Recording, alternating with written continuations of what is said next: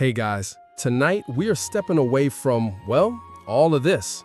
Imagine a gentle, vague wave of the hand encompassing the general hustle and digital static of our everyday lives, and into a space of almost aggressive tranquility. Imagine, if you will, a world where every single movement, every object, every quiet sound is drenched in centuries of meaning. We're talking about the traditional Japanese tea ceremony, or chanoyu, the way of tea. You're about to enter a realm where the rustle of silk is a significant event, and the aroma of damp moss is practically an overture. It's a place where time doesn't just slow down, it considers stopping altogether, perhaps for a nice contemplative nap. Honestly, with our attention spans, you probably won't survive this level of deliberate calm without at least one existential crisis about your notification settings. It's that intense. Lead gentle. So, before you get comfortable, take a moment to like the video and subscribe, but only if you genuinely enjoy what I do here. It really helps the channel, and it helps me know you're out there, also seeking a bit of quiet in this noisy world. And hey, drop a comment with where you're listening from and what time it is for you. It's always fascinating to see our little community of night owls and relaxation seekers spread across the globe. Is it rainy in Osaka? Is the dawn chorus just starting in Denver? Let us know. Now, dim the lights, maybe turn on a fan for that soft background hum, and let's ease into tonight's journey together. Your journey into the way of tea doesn't just begin when you arrive at the tea house. It whispers into existence the moment the invitation is extended. There's no flashy Evite, no demanding RSVP that pings your phone with aggressive reminders. It might be a simple handwritten note on textured washi paper, the ink still subtly fragrant, hinting at the care to come. Or perhaps it's a quiet word from your host, an understated suggestion that their tea kettle is feeling a bit lonely and would appreciate your company. The very nature of the invitation encourages a shift in your mindset, a gentle clearing of your mental clutter before you've even chosen what understated, comfortable clothes you might wear. You find yourself anticipating not a party, not a social gauntlet, but an appointment with stillness. It's like being invited to listen to snowfall. As you make your way to the designated place, perhaps through bustling city streets or a quiet suburban lane, you feel the ordinary world clinging to you. The deadlines, the unanswered emails, that slightly awkward thing you said last Tuesday, they're all buzzing like faint, annoying mosquitoes. But as you approach, you notice a change. The sounds of traffic seem to recede, replaced by the rustle of leaves or the distant chime of a bell you can't quite place. You're looking for something specific, not a grand entrance, but usually quite the opposite. And there it is, the outer gate, the sotoman. It's likely unassuming, perhaps made of weathered wood, bamboo, or a simple plaster construction with a gently sloping roof. It's not designed to impress with grandeur, but to speak of simplicity, of a transition. This gate is the first deliberate line drawn between the zoku, the mundane, everyday world you're currently inhabiting, and the sei, the sacred or pure space of tea. It's a physical and psychological frontier. Before you even touch it, you might pause, taking a deeper breath than you've taken all day. This is where you're meant to consciously unburden yourself. Imagine trying to stuff all your digital anxieties and that lingering worry about whether you left the oven on into a tiny spiritual locker just outside the gate. They definitely don't provide one, by the way. It's more of a DIY spiritual cleanse. The great tea master Sen no Rikyu, who in the 16th century really shaped chanoyu into the refined practice we recognize today, emphasized this idea of rustic simplicity, or wabi-sabi. This philosophy finds beauty in imperfection, in the transient, in the humble. The outer gate is often a prime example. Nothing shiny or new, but something that speaks of age, of nature, of quiet dignity. It might have a small wooden plaque with the name of the tea hut or a poetic phrase. But even this is subtle. The gate itself seems to whisper, leave your titles, your pretensions, your worldly noise here. They won't serve you where you're going. It's like a spiritual airlock, gently decompressing you from the pressures of the outside. Passing through this gate feels significant. Maybe it's a simple hinge door, or perhaps a sliding one that requires a mindful pull. As it closes behind you with a soft click or a gentle thud, there's a sense of commitment.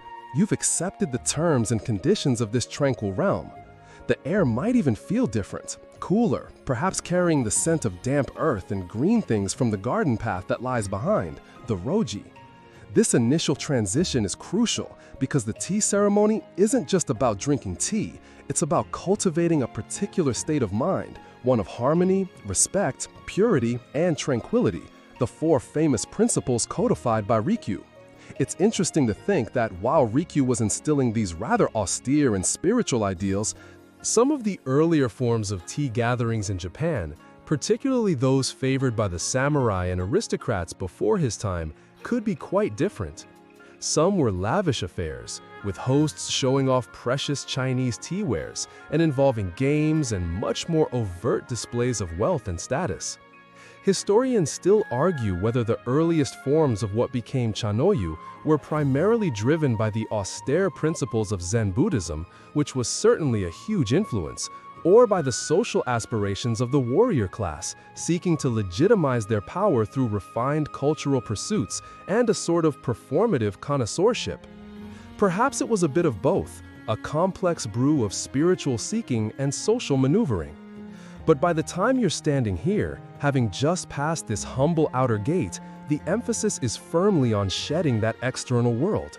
The design of everything from this point forward is intended to draw you inward, to encourage introspection and a deep appreciation of the present moment. You might notice there are no brightly colored flowers demanding your attention yet, nothing to distract from this crucial first step of mental and spiritual unburdening. The gate is more than just an entrance. It's a promise of the peace that lies within, a quiet assertion that for the next few hours, the clamor of the world can wait. And as you take your first step onto the path leading further in, you might feel a little lighter, a little more present, as if you've gently set down a heavy, invisible backpack you didn't even fully realize you were carrying. It's a profound first rule of this calm engagement. Arrive not just in body, but in spirit too. And so, having passed that initial threshold, that gentle first gate, you find yourself stepping into a space that feels like a soft, green hush. This is the Roji, the tea garden path, and its name itself, often translated as dewy ground or dewy path, evokes a sense of freshness, purity, and the quiet hours of early morning. It's not a garden in the flamboyant, look at my prize-winning roses sort of way. Oh no, the Roji is playing an entirely different, much more subtle game. Its primary purpose is to continue that process of mental purification, to act as a gentle buffer, washing away the lingering dust of the ordinary world before you even glimpse the tea room itself. Your feet, now moving with a little more deliberation, find their place on a series of stepping stones, the Tobi Ishi. These aren't laid out like a convenient pavement for rushing along. Instead, they are often irregularly placed, some large, some small, some flat, some slightly more rugged. They demand your attention. You have to watch your step, place your feet carefully. It's a wonderfully simple way of forcing you into the present moment, a kind of spiritual sobriety test, ensuring you can't just charge through thinking about your grocery list or that email you forgot to send. Each step is a small meditation, a conscious act. If you try to hurry, you'll likely stumble, and while that might provide some unintentional slapstick for any nearby squirrels, it rather defeats the purpose of serene contemplation. The path itself might meander, never revealing its destination too quickly. It winds through a carefully curated landscape that appears almost artlessly natural, yet every element is deeply considered. You're surrounded by greenery, but it's a restrained palette, predominantly evergreens like pines and firs, various types of ferns unfurling in shaded corners, and, most importantly, moss. Moss in various shades of deep, velvety green carpets the ground, clings to stone lanterns, and softens the edges of rocks. It speaks of age, of tranquility, of nature's patient artistry. You won't find beds of brightly colored, clamoring flowers here. Such ostentation would be a distraction, a jarring note in the symphony of subtlety. The plants here are philosophically understated, chosen for their form, their texture, and their ability to evoke a sense of profound calm and timelessness. As you walk, you might notice stone lanterns, or toro, placed at strategic points. Even if it's daylight, they have a presence. In an evening tea gathering, their soft, flickering light would guide your steps, creating an atmosphere of mystery and intimacy. But in the daytime, they serve as focal points, their weathered stone blending perfectly with the surrounding moss and trees, reminders of a guiding light, a quiet presence in the stillness. Some historians note that the arrangement of these lanterns, and indeed many elements within the roji, was part of a developing aesthetic language, heavily influenced by Zen Buddhist temple gardens, which were designed to encourage meditation and detachment from the mundane. Sen no Rikyu, remember him from our brief discussion at the outer gate, was instrumental in refining the roji too, stripping away any lingering ostentation from earlier garden styles that might have been paired with tea, focusing instead on this ideal of rustic, almost severe simplicity. The air here feels different. It's cooler, carrying the scent of damp earth, of green growing things, perhaps a faint, almost undetectable sweetness from a hidden flowering shrub chosen for its discreet perfume rather than its showy blooms. The sounds are different too. The city's hum is gone, replaced by the gentle crunch of small pebbles under your feet if the path incorporates them, perhaps the distant trickle of water you can't yet see, or the occasional respectful chirp of a bird. The silence can be so profound, you might joke to yourself that you can almost hear your own thoughts plotting to bring up that one embarrassing thing you did in high school. But the roji encourages even those thoughts to quiet down, to be acknowledged, and then gently let go.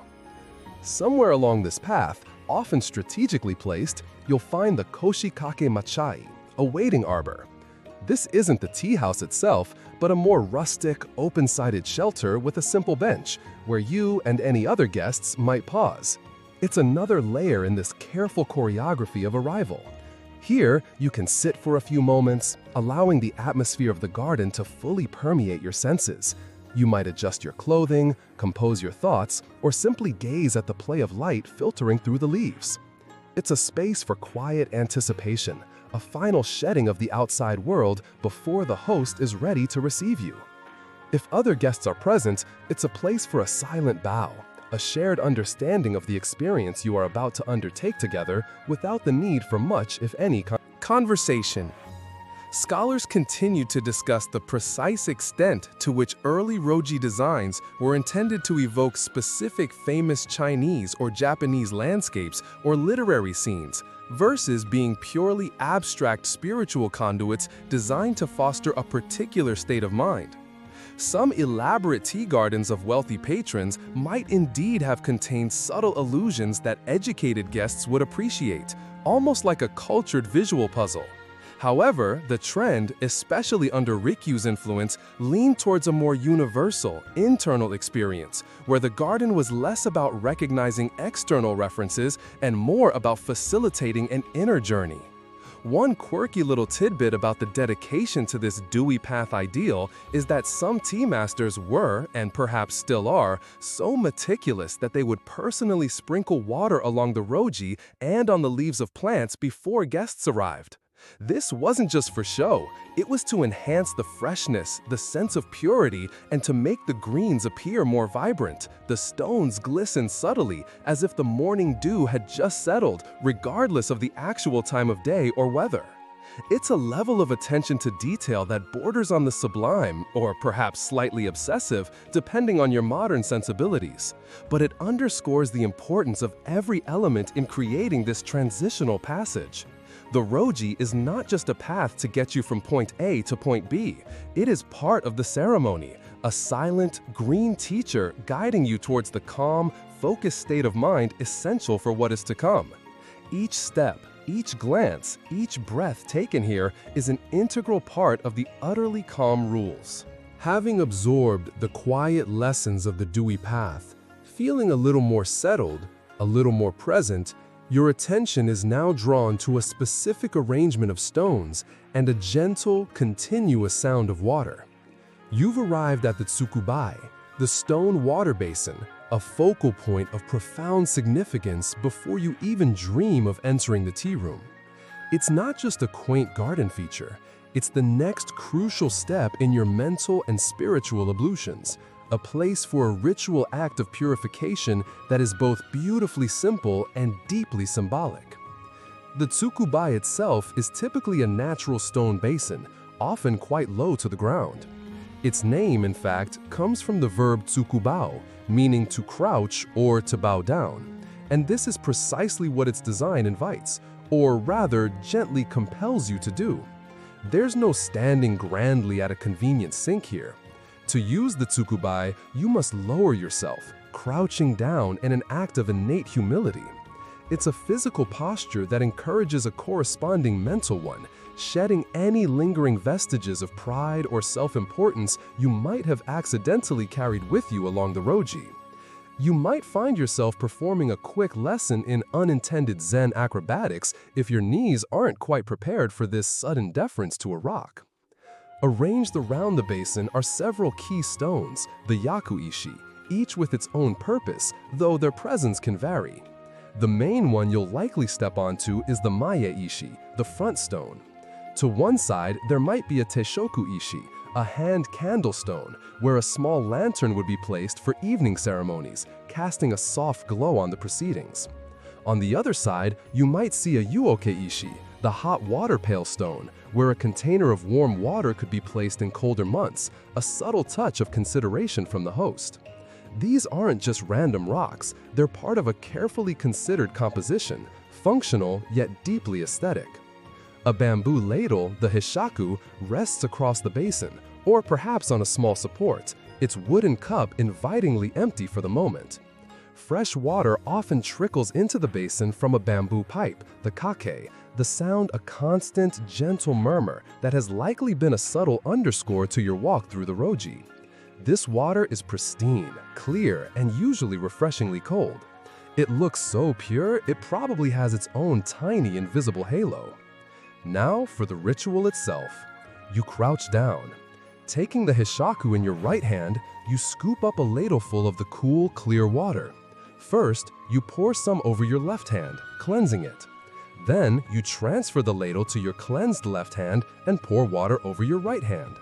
This simple act of washing away the physical dust is also symbolic of washing away the impurities of the mind and spirit. Next, transferring the ladle back to your right hand, you pour a little water into the cupped palm of your left hand and from there bring it to your mouth to rinse.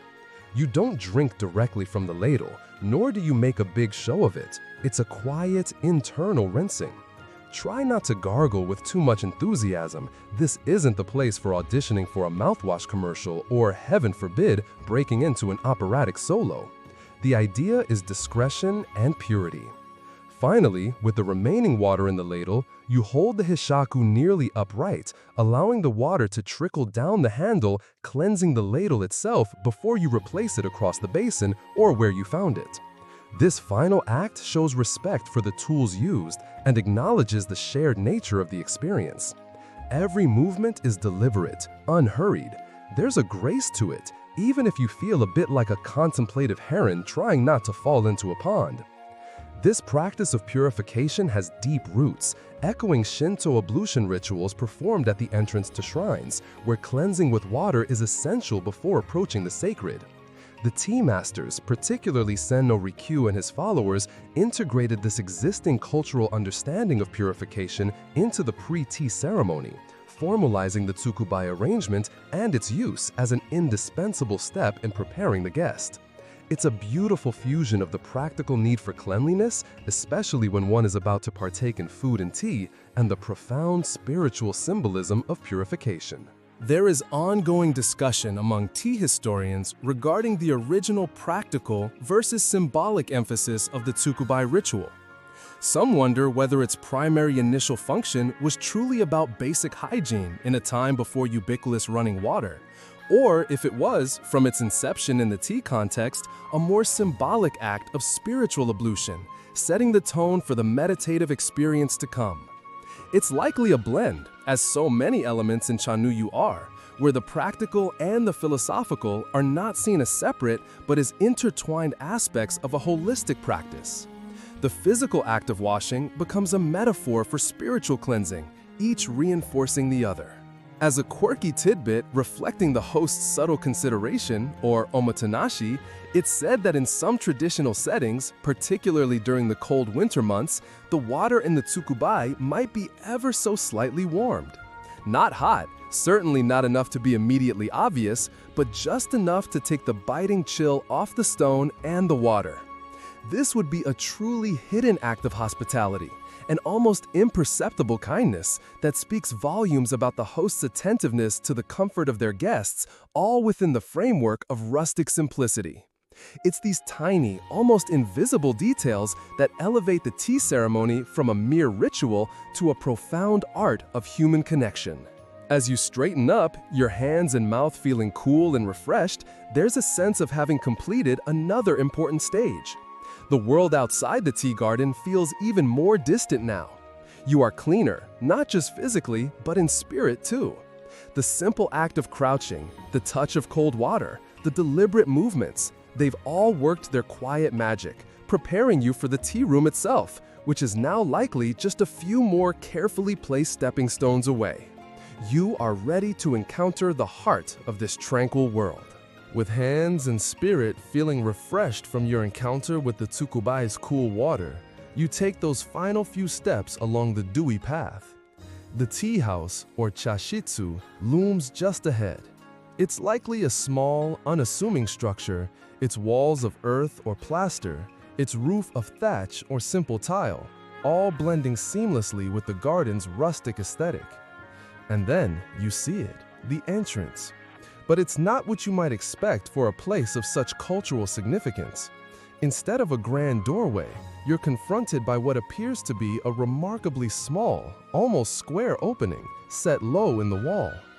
This is the Nijiriguchi, the famous crawling-in entrance, and it's perhaps one of the most radical and symbolic features of the traditional tea ceremony. It's tiny. We're talking about an opening that's typically around 60 centimeters wide and perhaps a little more in height. That's roughly 2 feet by 2.5 feet for those of us still thinking in older units. It's like a cat flap for humans, but with far more profound philosophical implications and considerably less fluff on the other side. You definitely left your outdoor shoes at the roji's edge or near the outer gate, and now, perhaps clad in soft tabi socks, you approach this miniature portal. There's no way to enter gracefully standing upright, no matter how flexible or important you think you are. The Nijiriguchi demands that you kneel, that you bow your head, that you quite literally humble yourself to pass through. You half expect to find a tiny, almost invisible sign etched into the wood saying, "You must be this humble to enter." So, you kneel down on the stone step provided. You might place your hands on the threshold, take a moment to compose yourself, and then, with a sense of mild adventure mixed with a dawning understanding of the point, you make your way through. It's less of a crawl and more of a stooping shuffle, a deliberate, mindful maneuver. If you're wearing particularly stiff or elaborate clothing, though simplicity is usually encouraged for guests, this is the precise moment you discover its absolute betrayal of your desire for dignified movement. For a fleeting second, as you're halfway in, halfway out, you might feel a touch vulnerable, a little exposed, and that's precisely part of its genius. This entrance was a truly revolutionary concept, largely attributed to the great tea master Sen no Rikyu in the 16th century. In the rigidly hierarchical society of feudal Japan, where social status dictated every interaction, the Nijiriguchi was a radical equalizer. Samurai, lords, wealthy merchants, humble commoners, everyone, regardless of rank or station, had to enter the tea room in the same way. For the powerful samurai, this was particularly significant. To pass through the Nijiriguchi, they were compelled to remove their long swords, the very symbols of their authority and warrior status, and leave them outside on a special rack. Imagine a fearsome warrior accustomed to commanding respect and deference, having to disarm and then basically get on his hands and knees to enter a small, rustic hut for a bowl of tea. It was a powerful statement. Inside the tea room, all are equal. All are simply guests seeking a moment of peace and connection.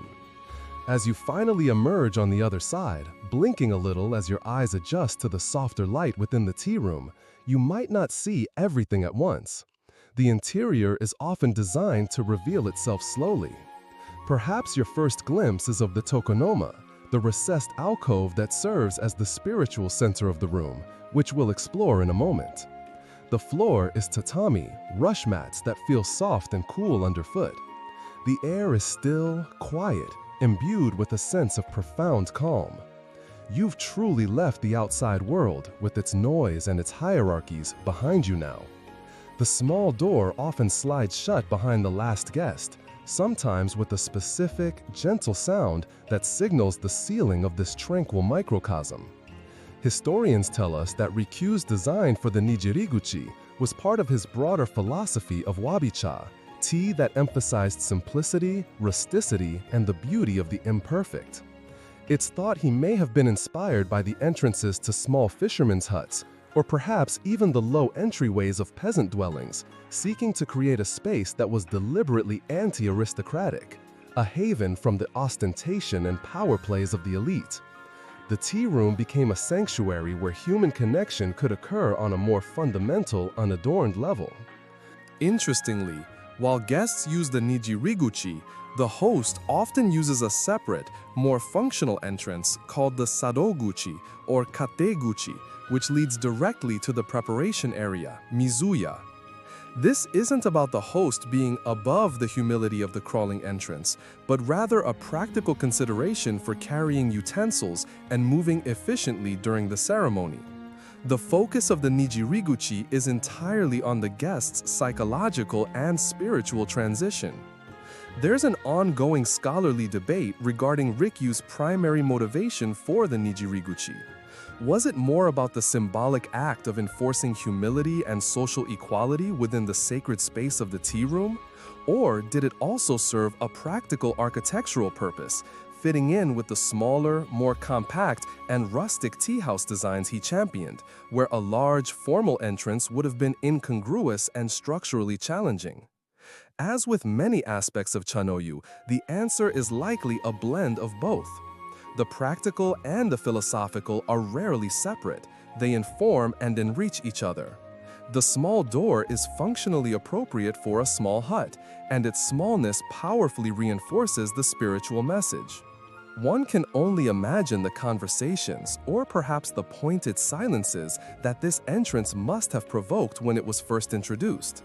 There are anecdotal tales, though sometimes hard to verify, of powerful feudal lords or renowned swordsmen having to navigate this small passage, perhaps with a touch of initial bewilderment or even a flicker of affront before succumbing to its undeniable leveling effect. It's said that the very act of physically lowering oneself has a corresponding effect on the ego. By the time you're inside, any residual stiffness, whether in your limbs or your attitude, has begun to soften. You are now fully within the embrace of the tea room, a space designed for nothing more and nothing less than the shared enjoyment of a bowl of tea in an atmosphere of peace. And it all started with that remarkably tiny door. Emerging from the gentle compression of the Nijiriguchi, you find yourself in a space that feels both intimately small and surprisingly expansive in its tranquility. As your eyes adjust to the soft, diffused light filtering through paper-covered windows, or shoji, your gaze is inevitably drawn to the focal point of the room, the tokonoma. This is a shallow, raised alcove, the undisputed place of honor within the tea room, and it's where your host has carefully orchestrated a silent, visual welcome that speaks volumes before a single word about tea is uttered. It's not just a decorative nook, it's the spiritual and artistic heart of the chashitsu. The tokonoma itself is an architectural feature with its own distinct components, like a miniature stage for objects of beauty and contemplation. There's often a special pillar, the tokobashira, made from a carefully selected piece of wood, sometimes retaining its natural rustic form. The base of the alcove is slightly raised from the tatami floor, and a wooden lintel, the tokogamachi, frames the top. But it's what's within this carefully defined space that holds your attention. Typically, you'll find two main items, a hanging scroll, or kakamono, and a flower arrangement, known as chabana. First, your attention settles on the scroll. It hangs centrally, a quiet statement against the earthen or plastered wall of the alcove. This isn't a casual poster. It might be a piece of calligraphy, perhaps a single Zen phrase, or a poem brushed in bold, dynamic strokes by a revered Zen master. This is known as bokuseki, meaning ink traces. The characters themselves might be ancient, their forms flowing with a life of their own, hinting at meanings that resonate far beyond their literal translation. You might find yourself nodding thoughtfully, hoping you're getting the profound bit, even if the script is beautifully illegible to your untrained eye. Alternatively, the scroll could be a subtle painting, or ga, perhaps a landscape, a depiction of a bird on a branch, or a simple spray of bamboo, rendered in delicate ink washes. Whatever its form, the scroll is chosen with immense care by your host to reflect the season, a particular theme for the gathering, or to convey a specific spiritual sentiment. It sets the entire tone.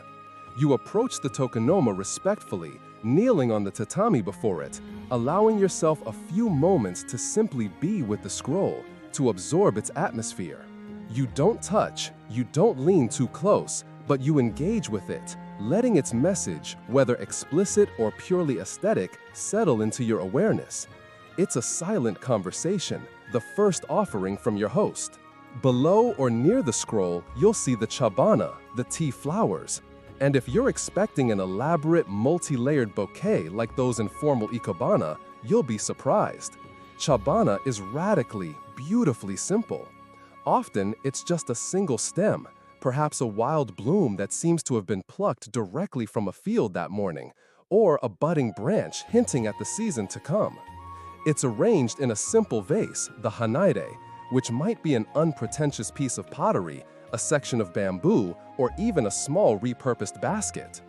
The flowers are presented as naturally as possible, as if they were growing in the wild, to quote a famous saying attributed to Sen no Rikyu. There's no artifice, no attempt to force them into an unnatural shape. The beauty lies in their ephemerality, their understated grace, their direct connection to the passing moment. That single flower might look so perfectly, yet artlessly placed, you'd think it had its own tiny, invisible spotlight and a miniature velvet rope. Please, no flash photography of the introspective blossom, just quiet appreciation. The combination of the scroll and the chabana is a delicate art. They must harmonize, neither overshadowing the other, both contributing to the overall atmosphere, wabi, that sense of rustic simplicity and quietude. The choice of flower will often echo a sentiment in the scroll, or reflect the current season with poignant accuracy. A camellia in winter, a wild iris in spring, a spray of eulania grass in autumn. It's a miniature tableau of nature and human expression, inviting you to reflect on themes of impermanence, beauty, and the changing seasons. You might be tempted, if a stem seems just a tiny bit askew in its rustic charm, to reach out and fix it. Resist that urge. Its imperfection is likely its perfection. The tokonoma, as we know it, became a standard feature in residential architecture, including tea rooms during Japan's Muromachi period, from the 14th to the 16th centuries. Initially, such alcoves might have been places for religious icons or displaying precious art objects imported from China. However, influential tea masters like Murata Juko and, later, Sen no Rikyu were instrumental in refining the tokonoma's role specifically for the tea ceremony, emphasizing its function in establishing the spiritual and aesthetic tenor of the gathering, making it less about displaying wealth and more about sharing a moment of profound, understated beauty. The influence of Zen aesthetics, with its love for simplicity, naturalness, and suggestive emptiness, is profoundly evident here. Art historians and tea scholars sometimes discuss the degree to which the appreciation of items in the tokonoma was intended to be a purely intuitive, emotional response, accessible to anyone regardless of their background, versus a more intellectual one requiring specific cultural knowledge and connoisseurship to fully get the references in a classical poem or the lineage of a particular style of calligraphy. Perhaps, like so much in tea, it operates on multiple levels simultaneously. There's the immediate sensory beauty that anyone can feel, and then there are deeper layers of meaning available to those with more specialized knowledge. The best tokonoma displays probably succeed in speaking to both. A quirky and charming aspect is the sheer dedication a host might exhibit in selecting these items. They might spend days, even weeks, searching for that perfect scroll that captures the essence of what they wish to share, or rise at dawn to find a single dew-kissed wildflower that seems to embody the spirit of the day. It's also a quiet rule that guests generally avoid discussing things like the monetary value or the fame of the maker of the scroll or vase.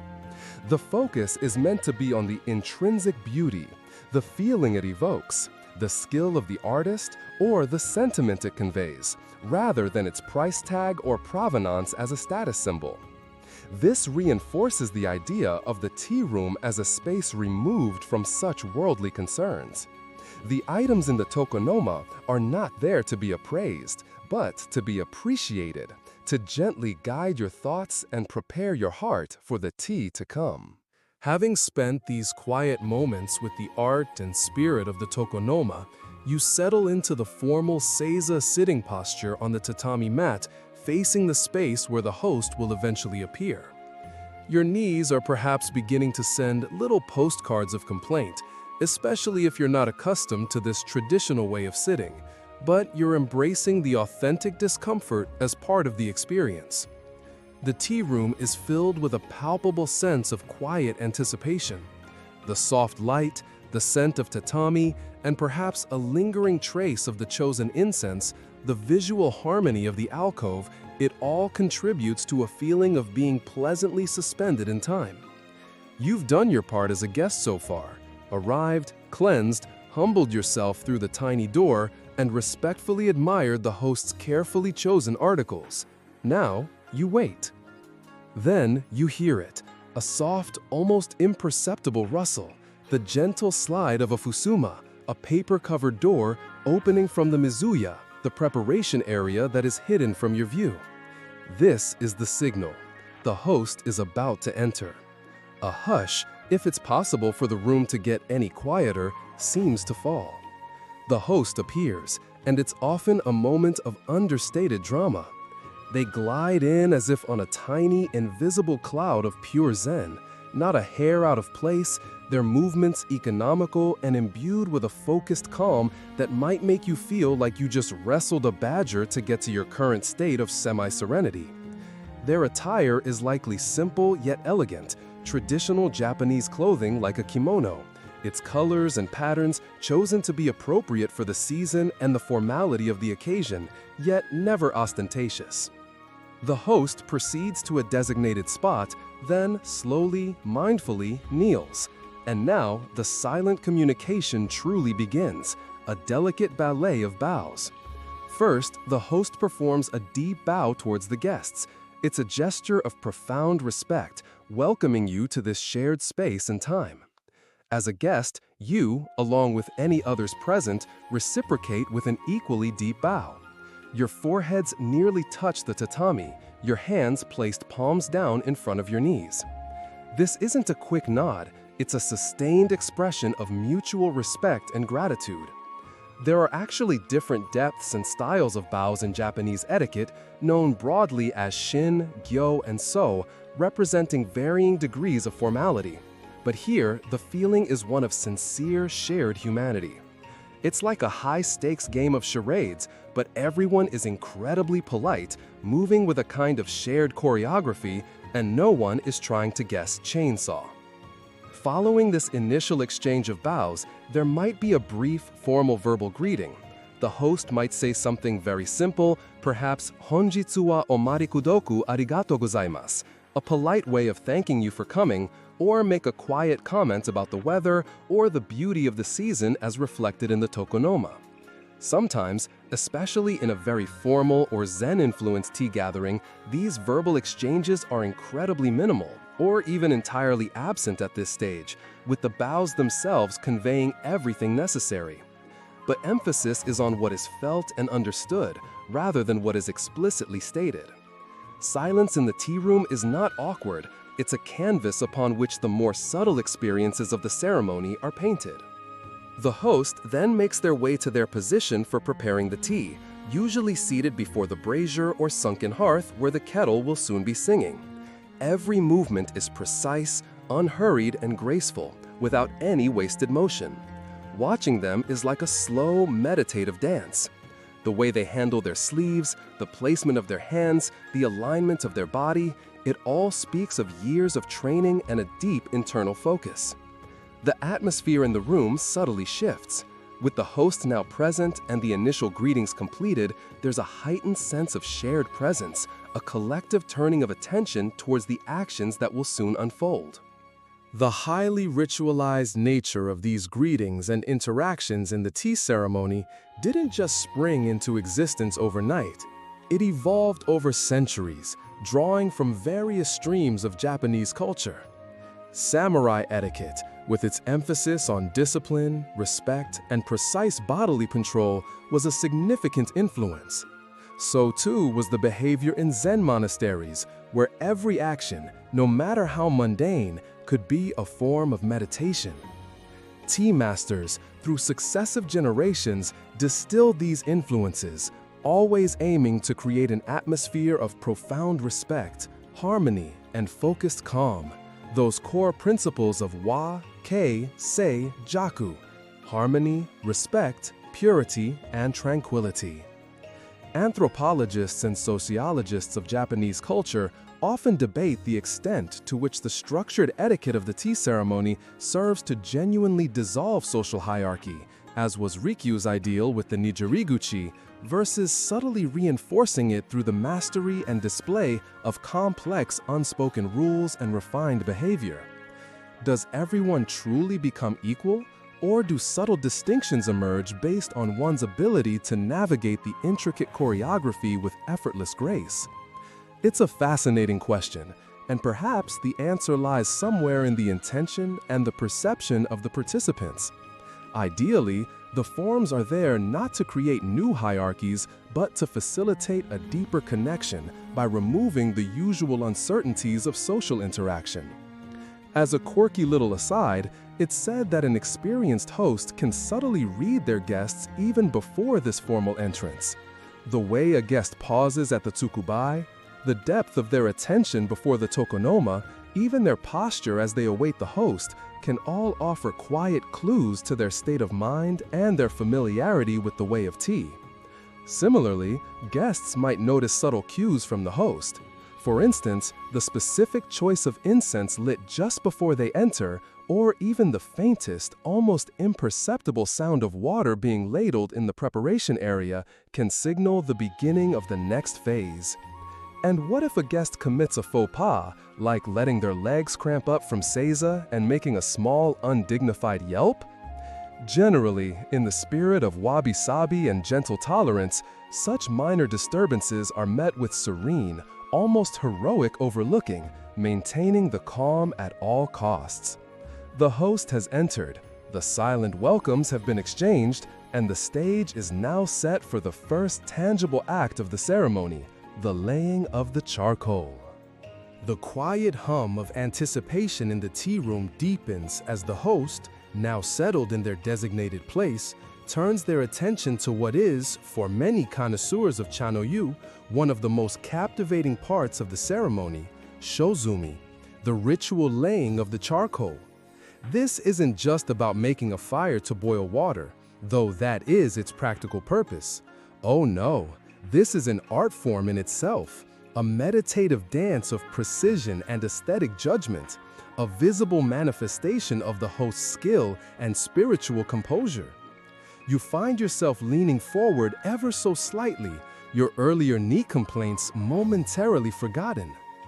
The host might first make a silent bow, then exit briefly to return with the sumitori, a special basket or container holding everything needed for this intricate procedure.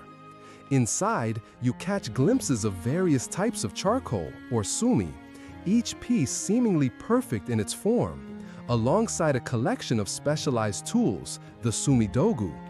There's a delicate feather brush, often made from 3-layered feathers, called a haboki for dusting the hearth, a small, exquisite container for incense, the kogo, slender metal tongs, or hibashi, for handling the charcoal, and perhaps an ash spoon, the haisaji, for shaping the bed of ash. Each tool is a work of art, handled with reverence. If the tea gathering is taking place in a room with a portable brazier or furo, the host will begin by meticulously cleaning it. If it's a sunken hearth or ro used in the colder months, that will be the focus of their attention. This cleaning isn't a cursory wipe, it's a series of prescribed graceful movements. The feather haboki might be used to sweep the surrounding ash into perfect patterns, a tiny, very serious chimney sweep, but for inner peace and aesthetic harmony. The host's movements are fluid yet incredibly precise. You suspect they could perform this ritual perfectly during a mild earthquake while reciting poetry backwards. Then comes the laying of the charcoal itself. This is where the true artistry shines. The host carefully selects different pieces of charcoal from the sumitori.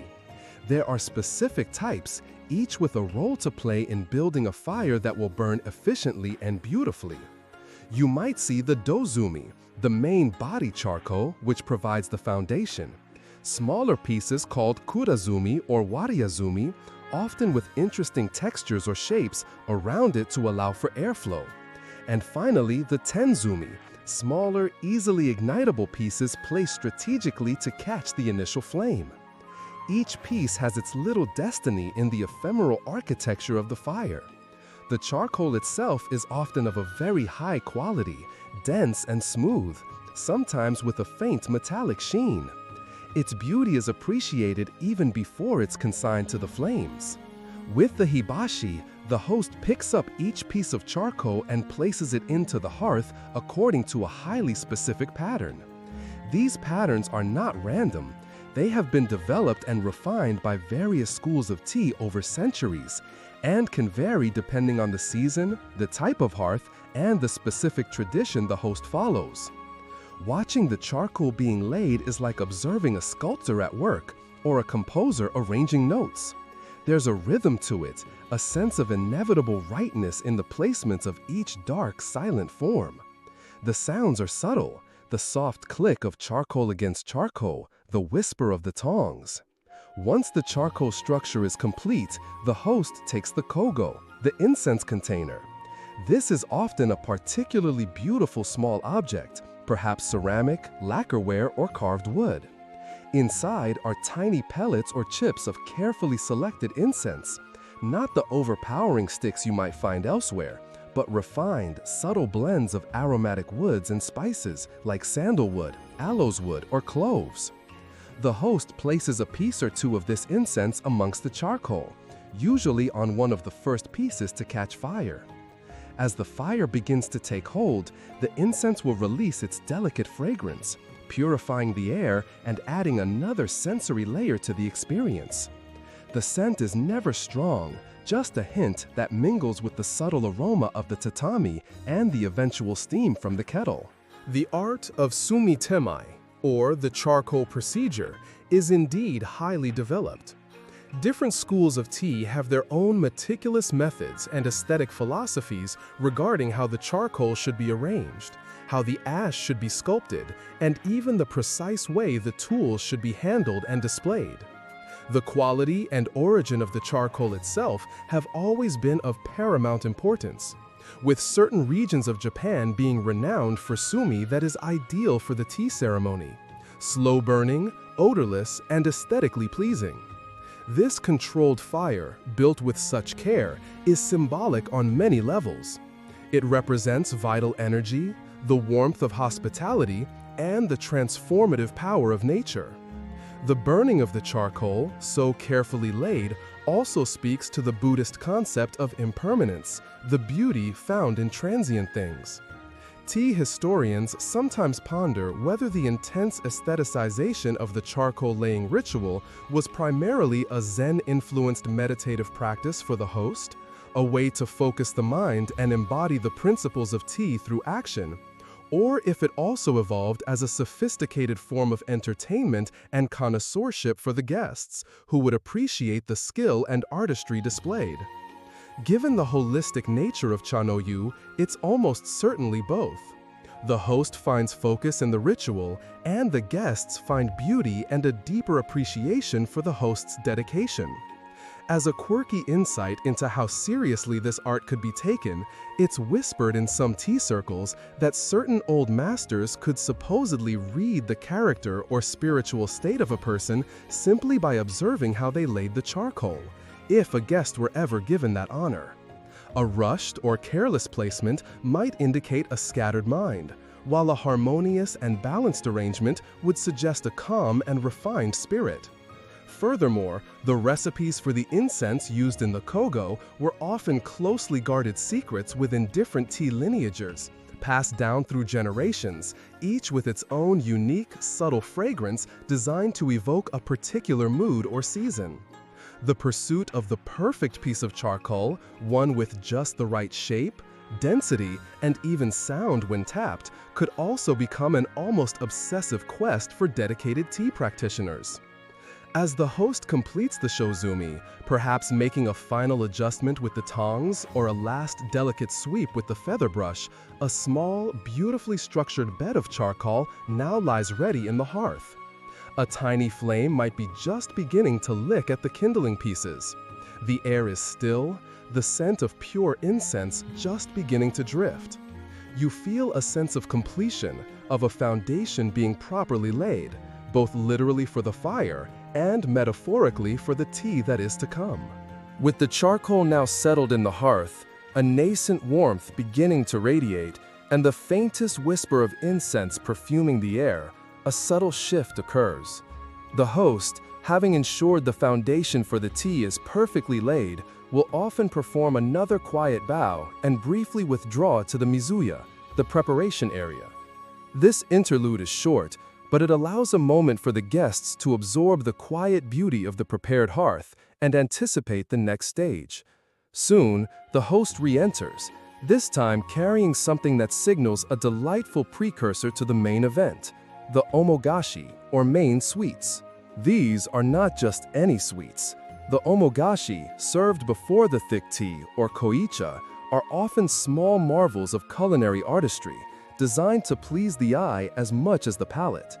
They are typically moist sweets, known as namagashi, frequently made with sweetened bean paste, and onko, derived from adzuki beans, white beans, or sometimes even chestnuts or sweet potatoes.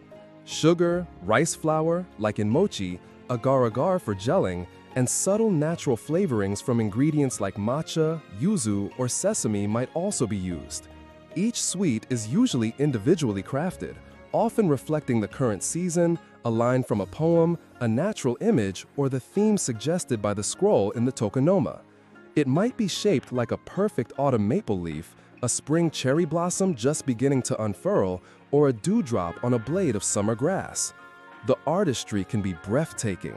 It feels like a tiny, delicious crime to actually consume this masterpiece. The host presents these edible jewels with the same grace and precision that characterizes all their movements. You, as a guest, will receive your sweet on a special piece of folded paper called kaishi, which you had ideally brought with you, tucked into your kimono sleeve or small bag. Sometimes, the host provides the kaishi, or the sweets might be served on small, elegant plates or lacquer trays. You accept it with a slight bow, a silent thank you. Before you even think of tasting it, you take a moment to admire its form, its color, its delicate artistry. It's another opportunity for mindful appreciation, another layer of the aesthetic experience. To eat the omogashi, you'll typically use a special pick. This might be a kuromoji, A small rustic pick made from a single piece of dark spice bush wood, its bark often partially intact, lending a faint, pleasant aroma. Or, in some settings, a more formal silver or bamboo pick might be provided. You carefully cut into the sweet, taking a small portion. The texture is often wonderfully soft, yielding yet holding its shape. As you bring it to your mouth, you experience its flavor, a sweetness that is present but rarely cloying, a clean, refined taste that is designed to prepare your palate for the rich, intense, and slightly bitter notes of the koicha that will follow. It's a perfect counterpoint, the yin to the tea's yang. You're aiming for serene consumption, of course, hoping not to launch a tiny, perfectly sculpted piece of bean paste into low Earth orbit with an errant flick of the wrist. The names of these sweets are often as poetic and evocative as their appearance. The host might subtly mention the sweet's name, or may, as they serve it, or a knowledgeable guest might gently inquire. This name could be something like mountain path, first snow, or whispering bamboo, further connecting the sensory experience of taste with the visual and thematic elements of the gathering. It's a small detail, but it adds depth, transforming the act of eating a sweet into a tiny moment of shared poetic understanding. If you don't happen to catch the name, or if your mind briefly blanks when a subtle conversational cue invites you to comment, you might feel a fleeting moment of internal panic. Quick, think of something profound and nature-related to say. But generally, simple, sincere appreciation is always well received. The tradition of serving sweets with tea has a long history, evolving alongside chanyoyu itself. In the very early days of tea drinking in Japan, the accompaniment might have been simple fruits, nuts, or dried persimmons. However, as the way of tea became more refined, particularly from the Muromachi period onwards and through the influence of masters like Takano Jo'o and Senyo Rikyu, the sweets, or wagashi, Japanese confections, became more sophisticated. There was influence from Chinese confections, but Japanese artisans developed their own unique styles, emphasizing seasonal ingredients, subtle flavors, and exquisite visual presentation. The omogashi became an integral part of the formal tea gathering, not just a pleasant treat, but a carefully considered element in the overall harmony. Food historians and cultural critics occasionally discuss whether the intense focus on the aesthetic perfection of omogashi sometimes overshadows its primary role as a simple palate preparer for the tea. Can these miniature artworks become such a focus of attention in themselves that they almost compete with, rather than complement, the upcoming bowl of koicha? It's a valid point for consideration, as the line between appreciating artistry and becoming distracted by sheer virtuosity can be fine. However, in the ideal tea gathering, the beauty of the sweet is seen as yet another expression of the host's sincerity and care, another facet of the total immersive experience, leading you gently towards the tea itself. The artistry involved in creating high-end omogashi is truly extraordinary, and some traditional confectioners who specialize in wagashi for tea ceremonies are revered as master artisans, their skills passed down through many generations. They work with a level of dedication and precision akin to that of a sculptor or painter, using simple tools like small spatulas, carving implements, and their own highly trained hands to create these ephemeral edible treasures. There's also a charming, albeit sometimes mildly stressful, etiquette for the guest. To consume the sweet neatly without leaving a mess on the kaishi or plate, and to do so in a timely manner, finishing it completely before the koicha is served. It's all part of the dance, the quiet, shared understanding of the calm rules. And as the last trace of sweetness lingers on your tongue, you feel a sense of readiness. The palate is cleansed, prepared, and eager for the profound encounter that is to come with the thick tea. The lingering sweetness of the omogashi is a pleasant memory on your palate, a gentle overture to the main event. The fire in the hearth is now well established, its quiet glow promising the warmth needed for the kettle. At this point, after you have finished your sweet, the host will give a subtle indication, perhaps a specific bow or a quiet phrase, signaling the nakadachi, or middle leaving.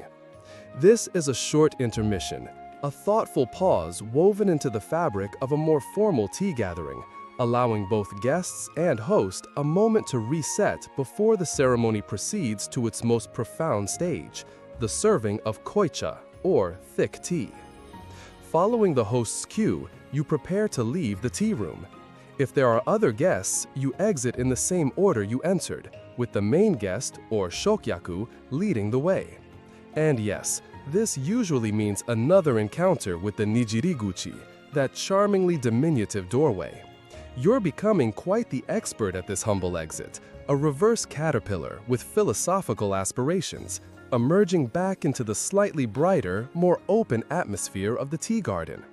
You retrieve your footwear, if you left it near the tea house, and step back onto the roji path. The familiar sights and sounds of the garden greet you like an old friend.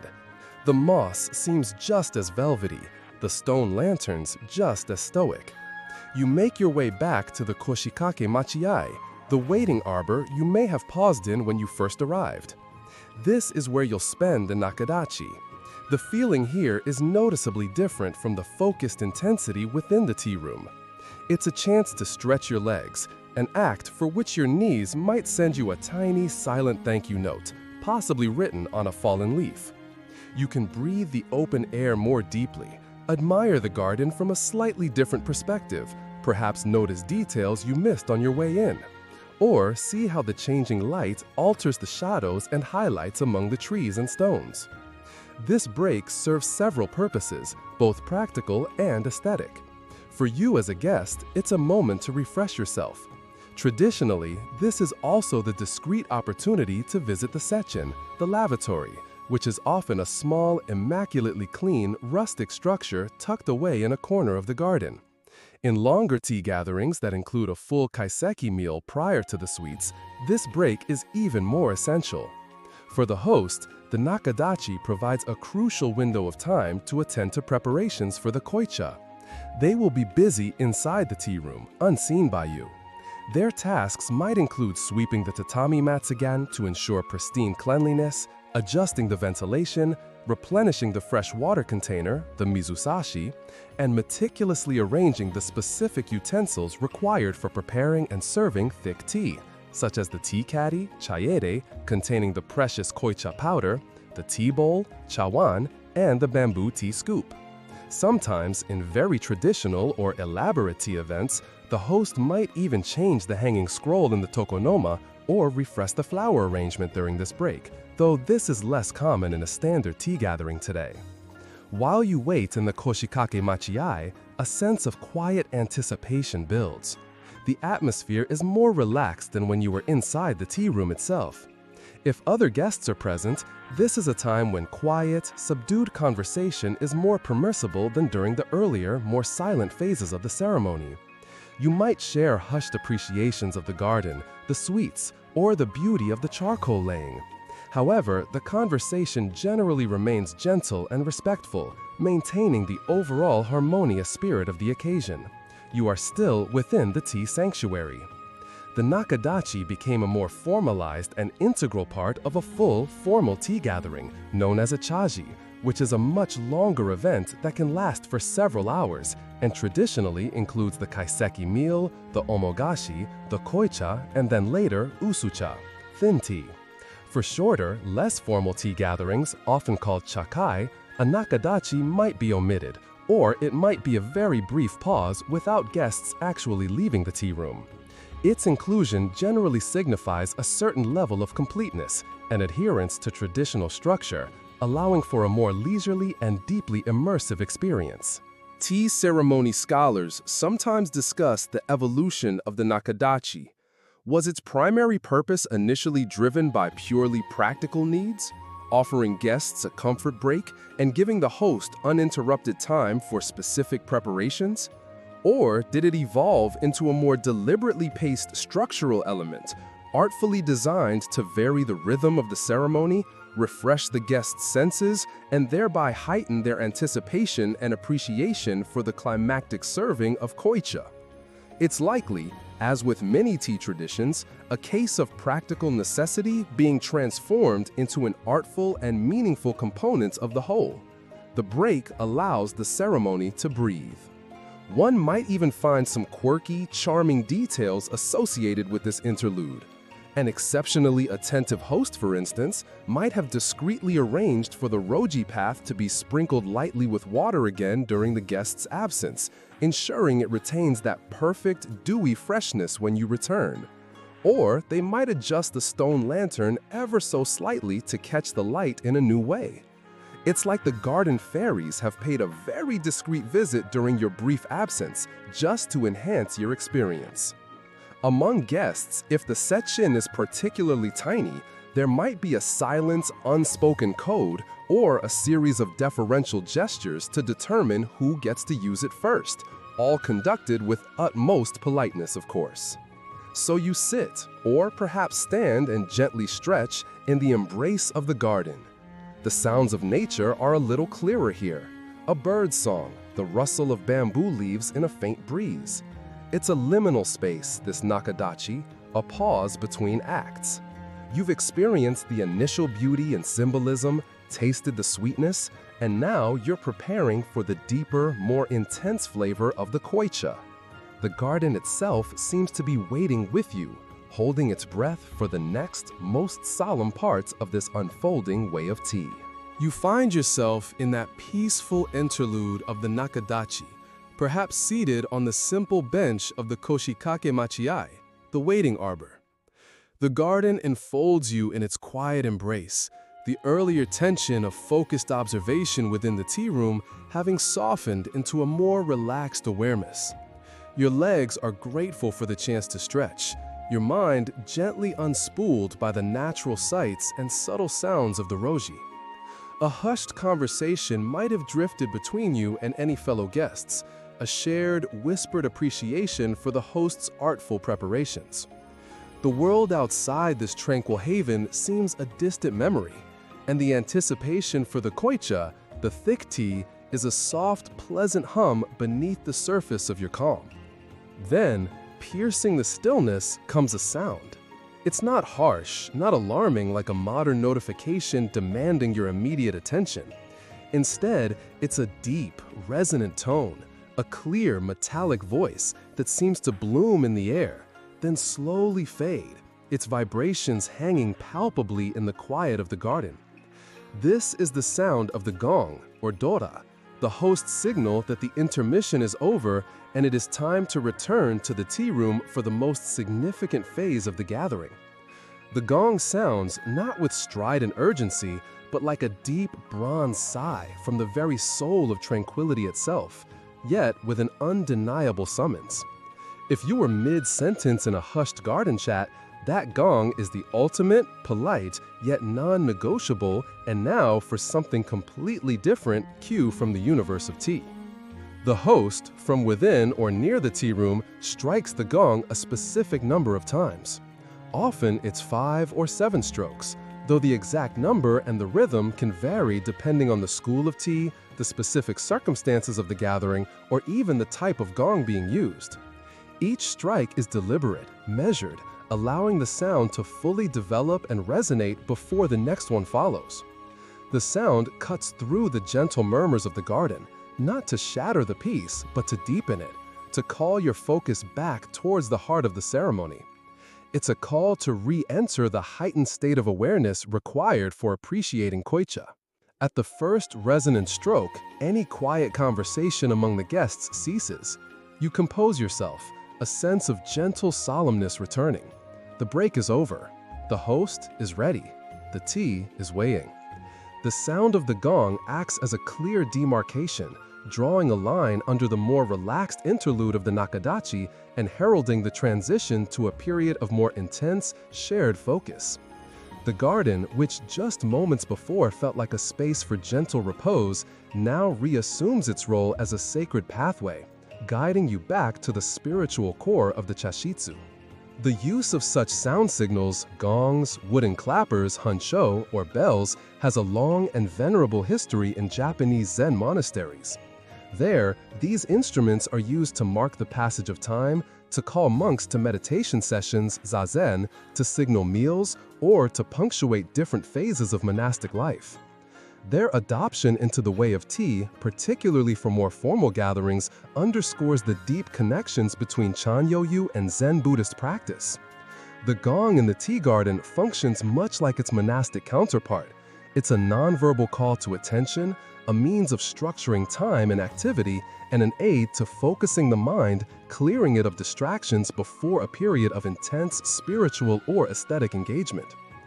Musicologists and tea historians occasionally debate the specific symbolic interpretations of the number of gong strokes. Are the 5 or 7 strokes directly correlated to particular Buddhist sutras, the 5 elements, the 7 virtues, or other philosophical points? Or were these numbers chosen for more practical reasons, perhaps being easily distinguishable sequences that could convey different meanings if needed, or simply numbers that had a pleasing, balanced rhythm when struck? Some traditions might imbue the numbers with specific meanings, while others may focus more on the quality of the sound itself, its clarity, its resonance, its ability to awaken a sense of tranquil alertness in the listener. Regardless of precise numerological symbolism, the effect of the gong is undeniable. It stirs something within you, a readiness, a sense of occasion. You and your fellow guests, if any, will now prepare to leave the waiting arbor. There's no rush, but a clear understanding that it's time to proceed. You'll make your way back along the Roji path, those familiar stepping stones now leading you towards the culmination of the ceremony. The garden itself might seem subtly changed, perhaps by the angle of the sun if time has passed, or simply by your own heightened state of anticipation. It's a quirky thought that the quality of a gong's voice can be as unique as a human's. Different gongs, depending on their age, the specific alloy of metals used in their casting, their thickness, and the skill of their maker, can have vastly different personalities. Some might have a bright, clear tone, while others resonate with a deeper, more ancient-sounding timbre. The host's skill in striking the gong is also a subtle part in itself. The aim is to produce a pure, clean sound that swells and then gradually fades, without any jarring clang or discordant overtones. You imagine they practiced for years to get that perfect, soul-stirring reverberation, probably starting with a very small, apologetic dinner triangle before graduating to the sonorous bronze. There are even stories of particularly sensitive guests or other tea practitioners living nearby who could hear the faint, distant call of a specific host's gong and know that a tea gathering was about to enter its most solemn and beautiful phase. The last echoes of the gong fade into the garden stillness. You reach the tsukubai once more, though the ritual purification is not typically repeated at this stage unless specifically indicated.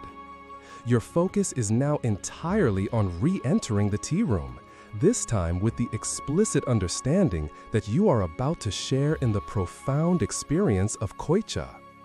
The resonant call has done its work, tuning your senses and your spirit for what lies ahead. Heeding the gong's solemn invitation, you make your way back along the Roji path, each step now feeling imbued with a renewed sense of purpose.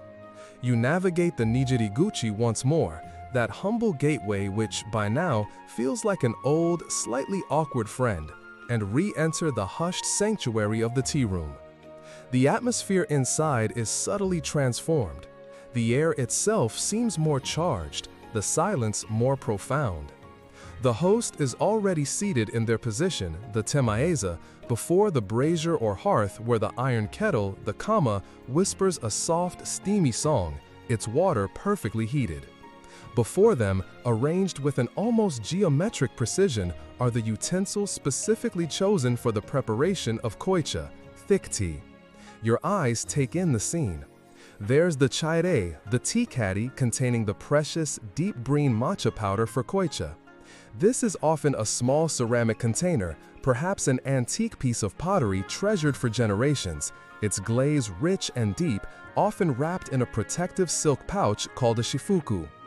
Beside it lies the chashaku, the bamboo tea scoop, slender and elegant, ready to measure the tea. A prominent tea bowl, the chawan, sits waiting. For koicha, this bowl is often one of particular significance, perhaps more valuable or aesthetically important than the bowls used for thinner tea. You also notice the kensui, the wastewater bowl, the hishaku or ladle resting on a stand or across the kettle, a folded silk cloth called a fukusa, and a linen wiping cloth, the chakin. Every item is immaculate, radiating a quiet dignity. The host begins the temai, the intricate procedure of preparing the tea. The first significant act you witness is the ritual purification of the chaire and the chashaku. The host unfolds the fukusa, a square of silk, often purple for men or red or orange for women, though this can vary. The way the fukusa is inspected, folded, and handled is a precise art in itself, a sequence of movements that are both functional and deeply symbolic, representing the purity of mind and action. With deliberate, graceful strokes, the host wipes the chaire, then inspects and wipes the chashaku. They are so focused during this purification, you feel like if a butterfly sneezed in the next prefecture, they'd pause the ceremony until the cosmic ripples settled. These actions are performed with an intense concentration that draws you in, making you aware of the importance of each gesture. Once the key utensils are purified, the host carefully removes the lid of the chaire, often an ivory or lacquered piece, placing it delicately to one side. Using the chashaku, they scoop a generous quantity of matcha powder into the chawan. For koicha, the amount of tea used is significantly more than for usucha, thin tea, typically 3 or more scoops per guest, resulting in a small mountain of vibrant green powder in the bottom of the bowl. It's enough to make a lesser, more diluted tea faint with pure aspiration. The quality of matcha used for koicha is also the highest, finely ground from the youngest, most tender tea leaves, yielding a brilliant color and a rich umami flavor with minimal bitterness. The host then ladles hot water from the kama into the chawan, usually a smaller amount than for usucha, just enough to blend with the large quantity of powder. Now comes one of the most distinctive parts of preparing koicha, the kneading. Taking the bamboo whisk, the chasen, the host doesn't whip the tea into a froth as they would for thin tea. Instead, they meticulously knead it, using slow, deliberate, circular and back and forth motions, pressing the whisk against the bottom and sides of the bowl. The goal is to create a perfectly smooth, thick, viscous liquid, something akin to the consistency of warm honey, liquid jade, or even melted dark chocolate. It's less a vigorous whisking and more a slow, intense negotiation with the tea, coaxing it into a state of glossy, liquid perfection, free of any lumps, with a deep, inviting sheen on its surface. The sounds are subtle. The soft click of the ladle, the gentle pour of water, the almost inaudible swish and press of the chasen against the ceramic as the host works the tea. The aroma begins to fill the air, a rich, slightly sweet, deeply vegetable fragrance that is uniquely matcha. Your focus as a guest is entirely on the host's movements, on the transformation of powder and water into this luxurious elixir. The mood in the room is one of intense, shared concentration, almost sacred in its stillness. This preparation of koicha is truly the climax of the tea gathering. Historically, koicha is considered the older, more traditional way of preparing and drinking matcha within the context of chayuyu. In the early days of the tea ceremony, this thick, concentrated form was the principal way tea was consumed. The emphasis was, and still is, on experiencing the pure, unadulterated quality and profound flavor of the highest grade tea leaves, shared communally from a single bowl. The later development of usucha, thin tea, offered a lighter, more informal way to enjoy matcha, often served in individual bowls after the koicha. Tea scholars and practitioners sometimes debate the ideal consistency and kneading technique for koicha. Some advocate for an almost motionless, perfectly smooth, viscous surface, while others prefer a tea that shows a slight pull or subtle texture when the whisk is lifted, indicating its richness. These are fine points, often specific to different tea schools or individual philosophies, but they highlight the depth of consideration that goes into every aspect of the preparation. As a quirky detail, many chashaku, the bamboo tea scoops, are given poetic names, or mei, by the artisan who carved them or by a tea master who owned them. These names might refer to a line from a poem, a natural phenomenon, or a significant event, and these names are often announced when the scoop is formally presented for appreciation later in the ceremony. The chire, too, especially antique ones, often have their own lineages and stories, sometimes even names, and are handled with a reverence befitting treasured heirlooms. The precise folding of the fukusa can also be a subtle indicator of the tea school, or even the host's level of experience, with dozens of variations existing. The host continues to knead the tea, their movements a perfect blend of strength and gentleness until it reaches the desired consistency, a vibrant, life-affirming green, thick and glossy. The bowl of koicha is now ready, a silent, potent offering. The rich union of water and tea, brought together through the host's meticulous care, waits to be shared. The bowl of perfectly kneaded koicha, its surface a glossy deep green, sits before the host like a liquid jewel. With a final, almost imperceptible adjustment, the host places this potent offering on the tatami mat, orienting it so its most beautiful side, its front, faces you, the principal guest or shokyaku. This is the moment the entire ceremony has been building towards, the sharing of thick tea. The air in the tea room is electric with a quiet, focused energy. As the shokyaku, you now have a specific role to play. You make a slight bow to your fellow guests, if any are present, with a soft osakini, meaning pardon me for going before you. Then you shuffle forward on your knees to retrieve the bowl. You handle it with the care you'd reserve for a sleeping baby dragon, beautiful, precious, and deserving of utmost respect. Placing it on the tatami before you, you make a deep bow of gratitude towards the host. Next, you lift the bowl, supporting it with your left palm and steadying it with your right hand. You raise it slightly in a gesture of respect towards the host, a silent acknowledgement of their efforts. Before taking a sip, you take a moment to admire the chawan itself. This bowl, chosen specifically for koicha, might be an antique masterpiece, its glaze deep and complex, its form unique. You appreciate its weight, its texture, the way the deep green tea contrasts with the ceramic.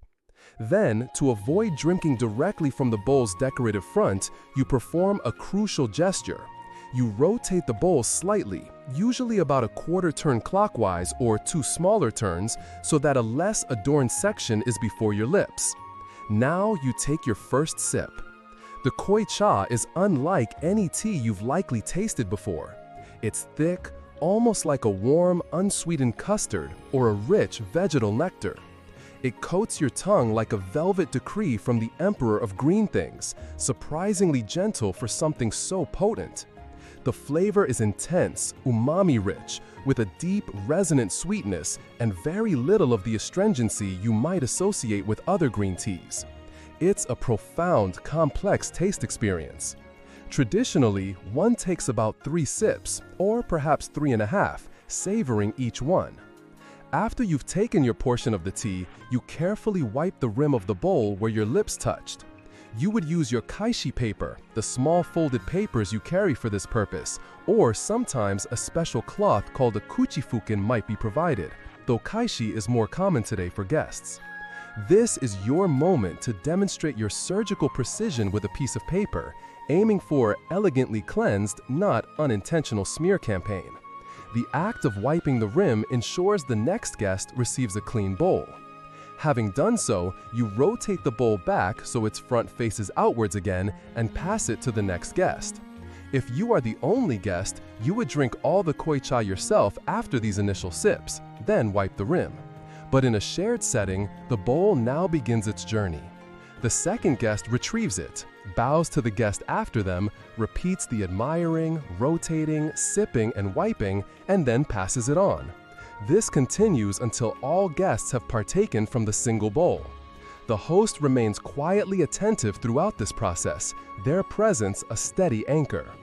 The act of sharing a single bowl of koicha is one of the most distinctive and deeply symbolic aspects of Chanyoyu. It fosters a profound sense of unity, intimacy, and equality among everyone present. As each person drinks from the same vessel, physical and social barriers seem to dissolve, replaced by a shared communal experience. It's a tangible expression of the tea principle, one bowl, one mind. This practice is deeply rooted in the ideals of harmony and respect promoted by the early tea masters, a deliberate departure from more individualistic forms of consumption. Once the last guest has finished their portion and wiped the rim, they return the bowl to the shokyaku, who then returns it to the host. Now, a gentle, appreciative conversation often ensues. As the principal guest, you might take the lead. This isn't casual chatter, but a formal, respectful inquiry about the elements of the tea experience. You might ask the host about the tea itself, its poetic name, or otsume, which the host or their supplier might have given it, and perhaps its grower or region of origin. You might then inquire about the beautiful chaire, the tea caddy, asking to examine it more closely, and perhaps asking about its history or maker. Similarly, the chashaku, the tea scoop, and the chawan itself may become subjects of appreciative inquiry.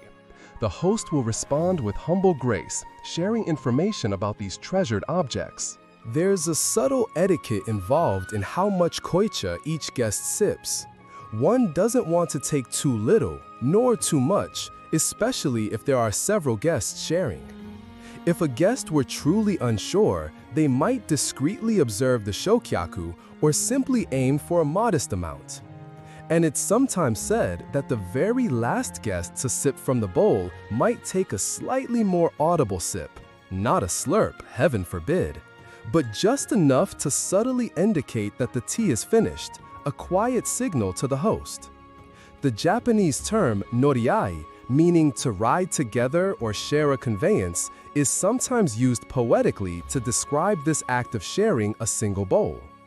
Sociologists of rituals sometimes analyze whether the communal drinking of koicha, while intended to promote unity, also inadvertently creates a subtle anxiety among participants to perform the ritual correctly, ensuring they don't spill, smudge the bowl inappropriately, or disrupt the precise choreography. Does this intense focus on form potentially hinder a more spontaneous, uninhibited connection?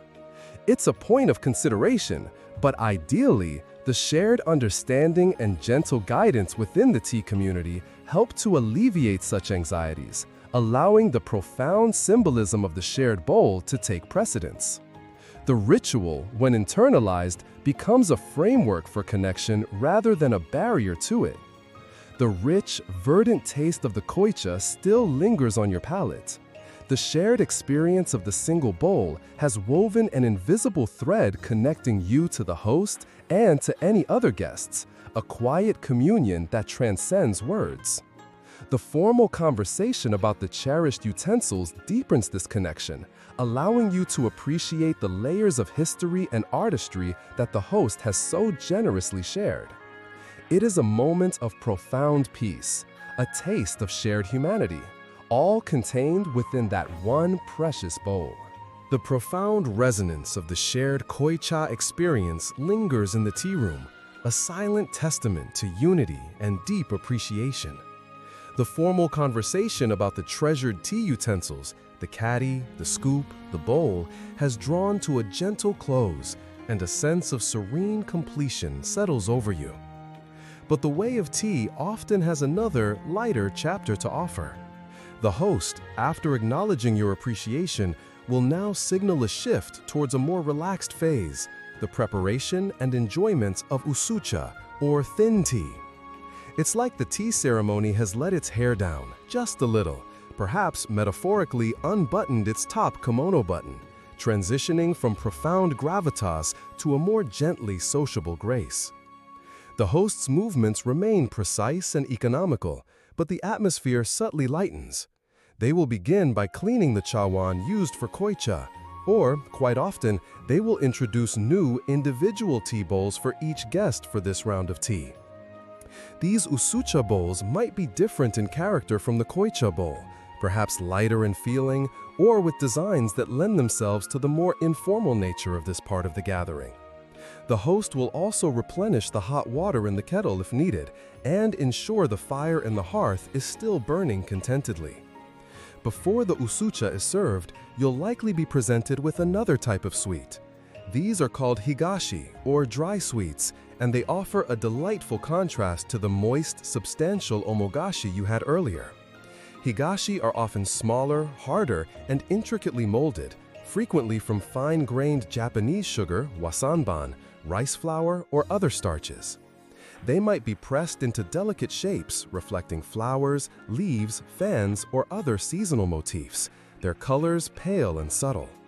You could encounter beautiful sugar confections that melt delicately on the tongue, or perhaps small, crisp rice crackers. These are like the delicate, crunchy cousins of the omogashi, perfect for a tiny, sophisticated nibble. They are typically served on fresh kaishi paper or in a special container, and you partake of them as the host begins to prepare the usucha. Their light sweetness is intended to complement the slightly more astringent notes of the thinner tea. The host now begins the preparation for usucha. While some of the initial steps, like purifying the tea scoop and warming the bowl, echo the koicha preparation, there are key differences.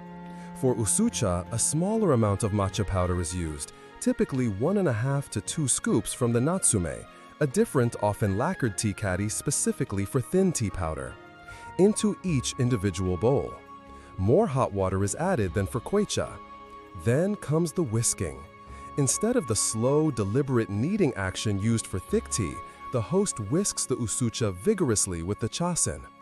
The goal here is to create a fine, even froth, a creamy blanket of tiny bubbles, often referred to as kime, covering the surface of the bright green tea.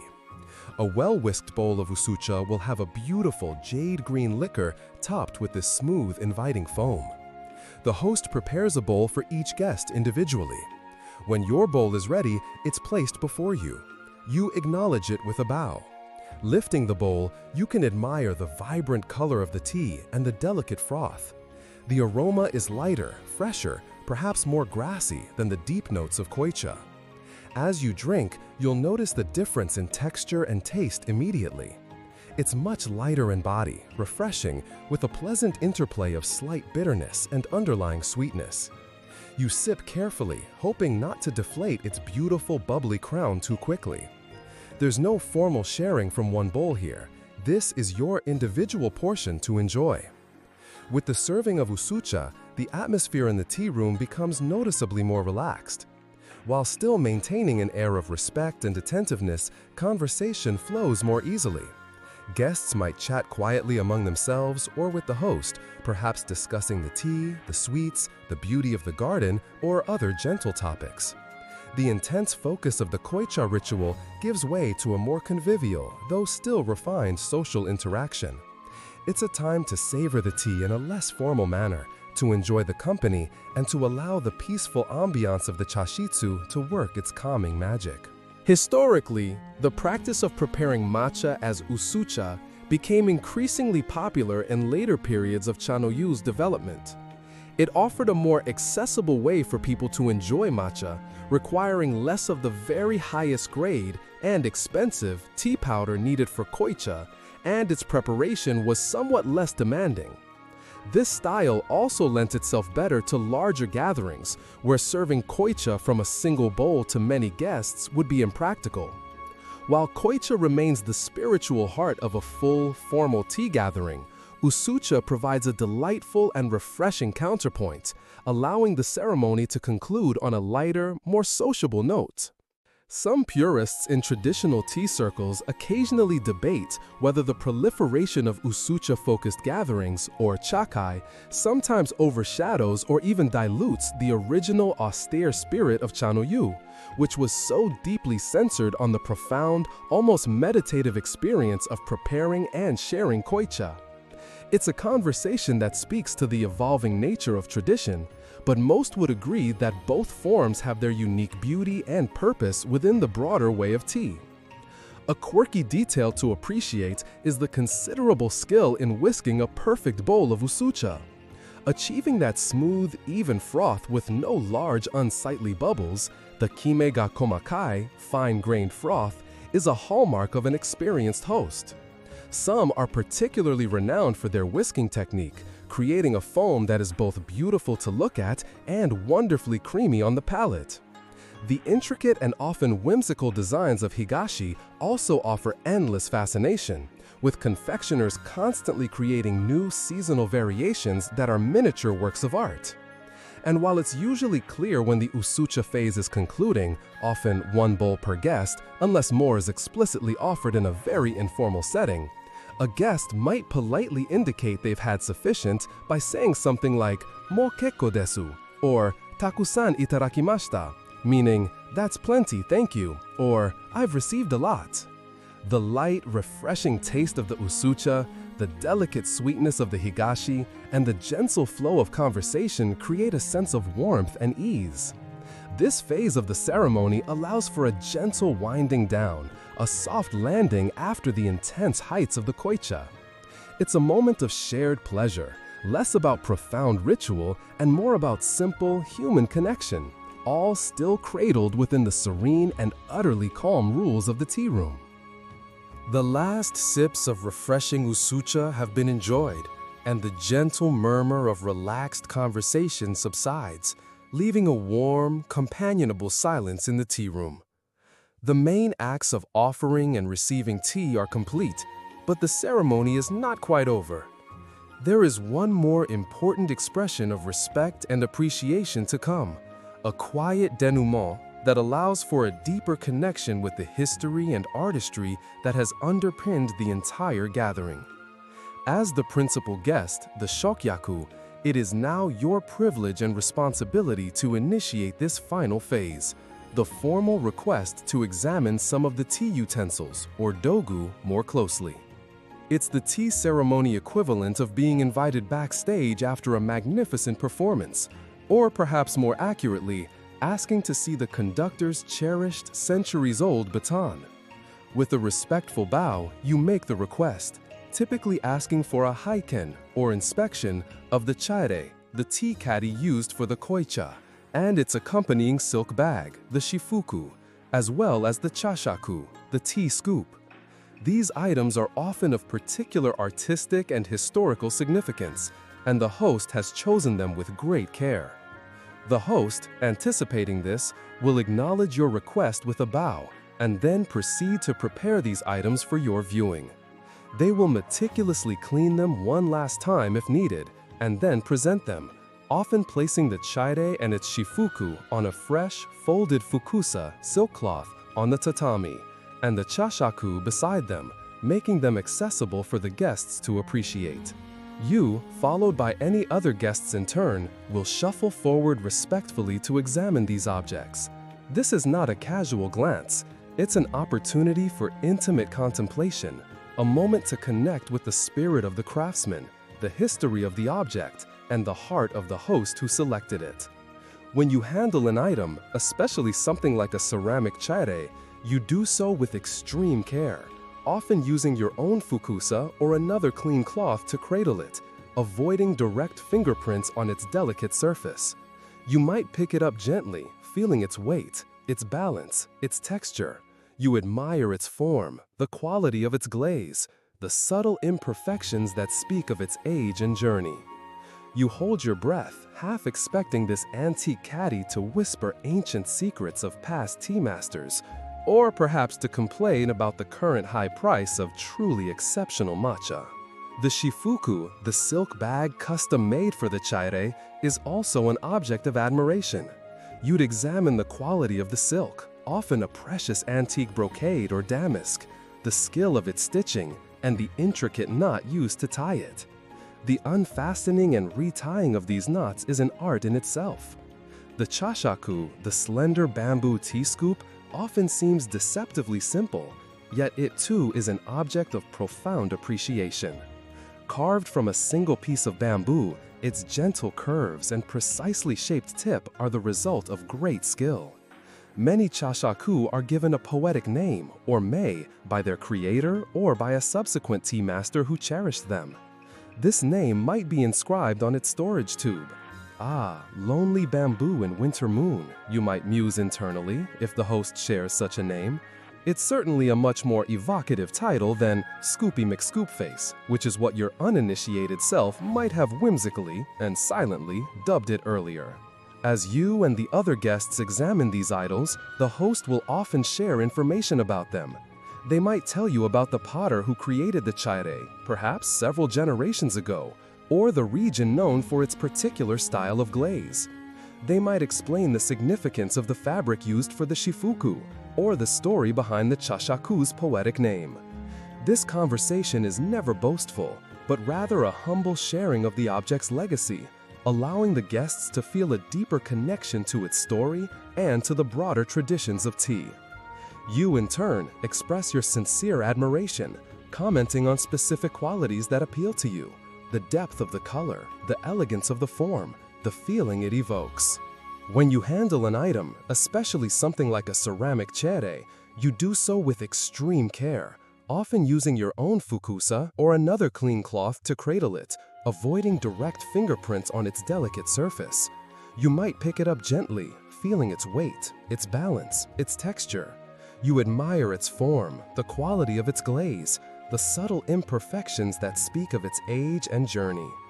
You hold your breath, half expecting this antique caddy to whisper ancient secrets of past tea masters, or perhaps to complain about the current high price of truly exceptional matcha. The shifuku, the silk bag custom made for the chaire, is also an object of admiration. You'd examine the quality of the silk, often a precious antique brocade or dam, the skill of its stitching, and the intricate knot used to tie it. The unfastening and retying of these knots is an art in itself. The chashaku, the slender bamboo tea scoop, often seems deceptively simple, yet it too is an object of profound appreciation. Carved from a single piece of bamboo, its gentle curves and precisely shaped tip are the result of great skill. Many chashaku are given a poetic name, or mei, by their creator, or by a subsequent tea master who cherished them. This name might be inscribed on its storage tube. Ah, lonely bamboo in winter moon, you might muse internally if the host shares such a name. It's certainly a much more evocative title than Scoopy McScoopface, which is what your uninitiated self might have whimsically and silently dubbed it earlier.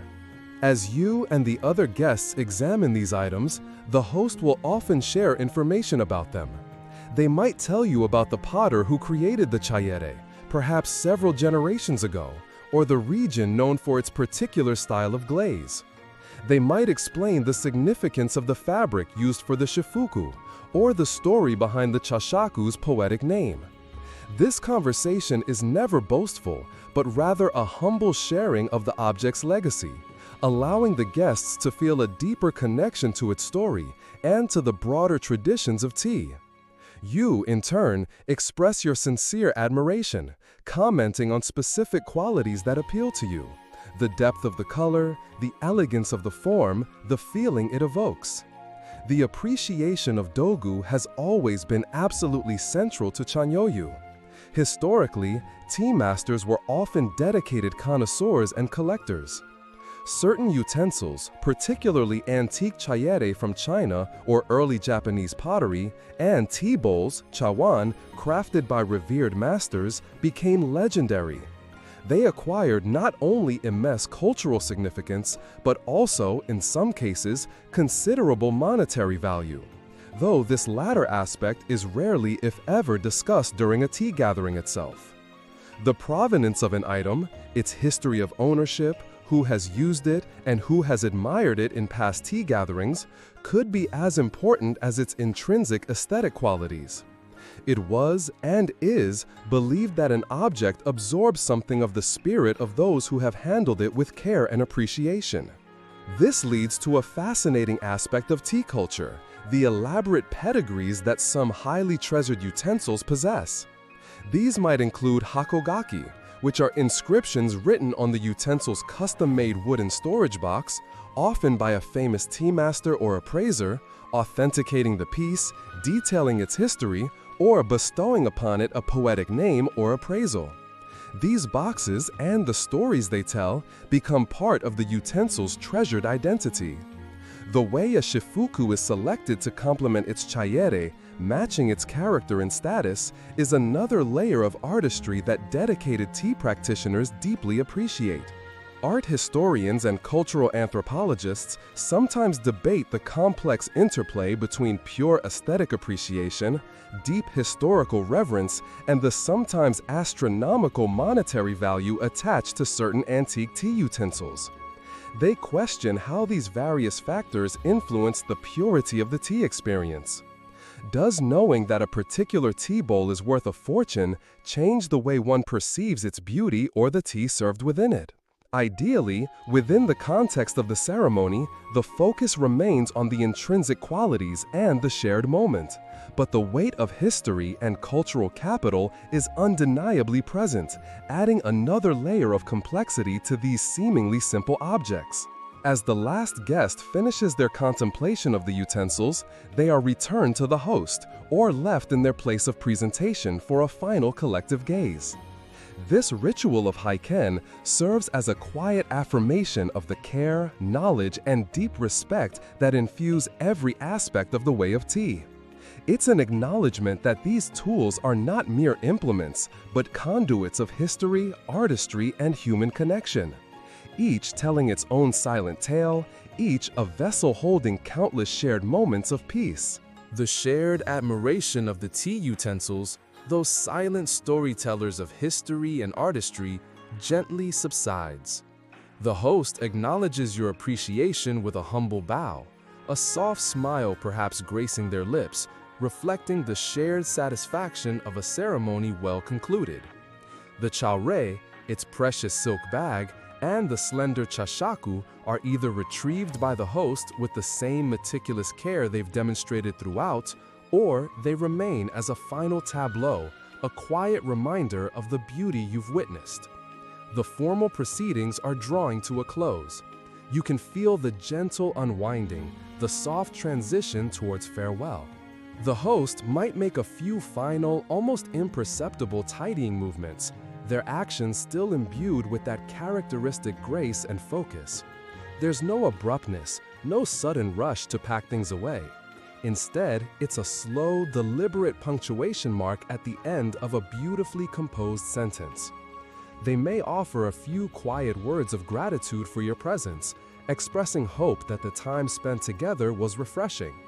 As the principal guest, this is your cue to offer the final formal words of thanks on behalf of everyone who attended. You express your deep gratitude for the host's hospitality, for the exquisite tea, for the beauty of the utensils and the tokonoma, and for the peaceful moments shared. It's a sincere outpouring, a reflection of the genuine appreciation cultivated during the ceremony. Then comes the ritual of the final bows.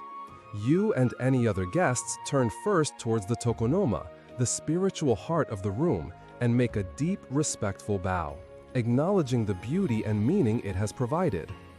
Then you turn to your host. The host bows deeply to you, and you reciprocate with equal depth. These bows are not mere formalities. They are imbued with all the respect, harmony, and tranquility that the ceremony has sought to foster. They are a silent acknowledgement of the connection forged, a peaceful sealing of the shared experience. Now it's time to depart. You make your way one last time to the Nijuriguchi, your final performance as a philosophically enlightened caterpillar ready to emerge as a slightly more serene butterfly, or at least as someone who has become remarkably adept at navigating small, humbling doorways with a surprising degree of grace. You kneel, bow your head, and pass through, back into the embrace of the tea garden. The other guests, if present, follow in the established order. Stepping onto the Roji path again, the garden seems to hold a new quality. Perhaps the light has shifted further, casting longer, softer shadows. Or maybe it's your own perception that has changed, your senses heightened and calmed by the preceding hours. Each stone, each lantern, each patch of moss seems to resonate with the tranquility you've absorbed from the tea room. The path that once led you into a world of focused introspection now guides you gently back towards the everyday, but you carry something precious with you. You make your way towards the outer gate, the sotomon, that initial threshold between the mundane and the sacred. As you reach the outer gate and pass through it, the sounds of the ordinary world begin to filter back in. The distant hum of traffic, the murmur of unseen lives, the general thrum of daily existence. For a moment, these familiar sounds might seem surprisingly loud, almost like a barbarian horde attacking the gates of your newfound Zen. But hopefully, the deep calm instilled by the tea ceremony acts as a gentle buffer, allowing you to re-enter your day with a little more poise, a little less internal static. You make a mental note to try and apply this level of serene mindfulness to your next Zoom meeting, or perhaps just to the task of finding your keys. Good luck with that, the world whispers back. The etiquette of departure in Shanyoyu is as carefully considered as every other phase, ensuring that the harmonious atmosphere is maintained until the very last moment. Those final bows, the sincere expressions of gratitude, the unhurried exit, they are all integral to preserving the integrity of the experience. It's not about rushing off once the tea is drunk. It's about allowing the peace of the ceremony to settle deeply, to become a part of you. A quirky, charming tidbit, sometimes associated with departure, though less common, might be a host leaving a tiny, almost invisible parting gift for their guests just outside the gate. Perhaps a single, perfect seasonal fruit or small wrapped sweet, a final, unspoken gesture of hospitality, a memento mori of the peaceful hours spent. More traditionally, the host remains out of sight after the guests depart, allowing them to leave with the undisturbed image of the tea room and its tranquility foremost in their minds.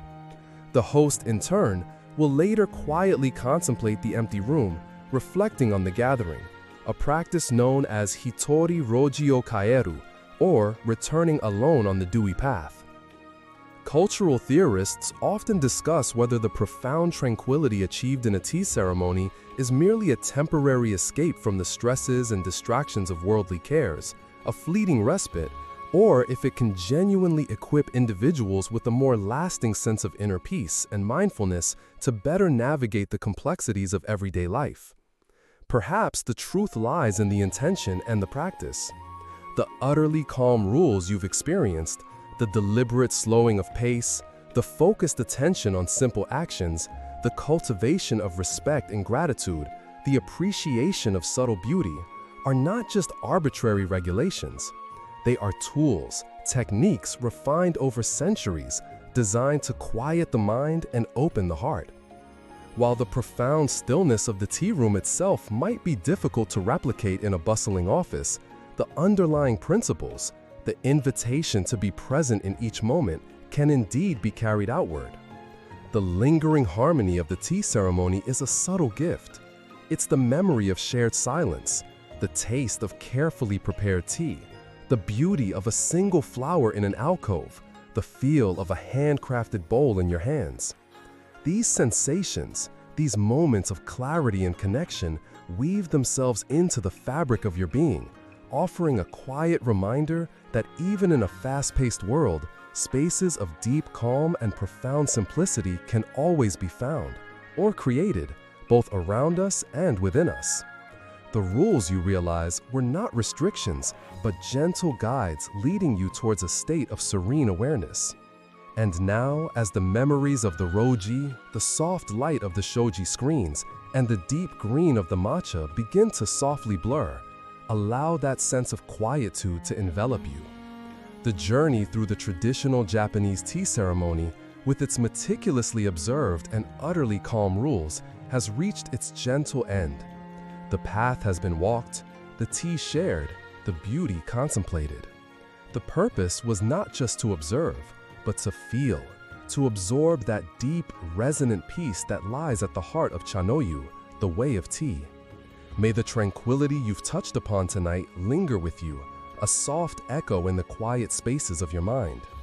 Let the gentle rhythm of the host's movements, the memory of the warm bowl in your hands, the taste of the tea, and the profound stillness of the tea room become a soothing balm, easing you further into your own peaceful rest. The world outside, with all its demands, can wait.